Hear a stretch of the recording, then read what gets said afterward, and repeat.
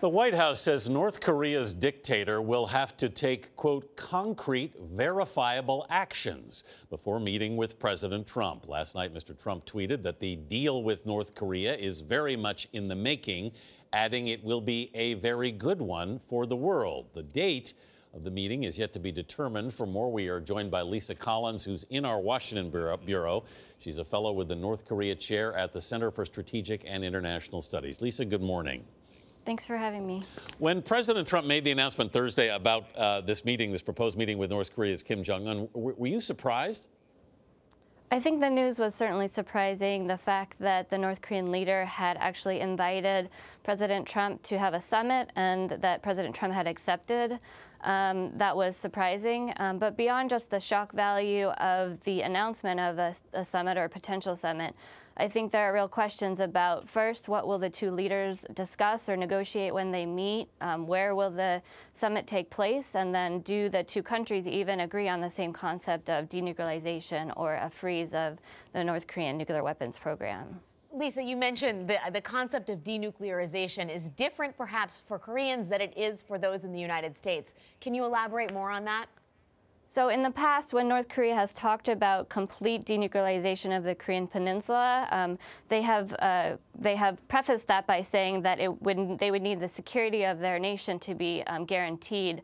And usually what that means in practical terms, or what they have asked for before, is a removal of U.S. troops from the Korean Peninsula, ultimately a dissolution of the U.S.-South Korea alliance, and then also the cancellation or the stopping of U.S.-South Korea military exercises, which happen each spring and fall. Lisa, what do you think the White House is looking for when they talk about the need for concrete actions before this meeting can take place?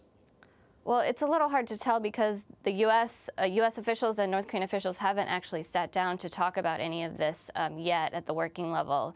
But I think what the North Koreans probably are asking for is something along the lines of guaranteeing their security. And then on the United States side, I think the U.S. would be asking for some guarantee that the North Koreans are serious about denuclearization, which could be an agreement to stop production of their nuclear materials, fissile materials, to stop testing nuclear weapons and ballistic missiles, to stop producing ballistic missiles. So any number of those things could potentially be an ask on the United States' part. Lisa, this is a complicated diplomatic maneuver that would seem to be greatly compromised by the fact that so many positions at the State Department are unfilled. There is no U.S. ambassador to South Korea. There is no undersecretary for arms control and international security.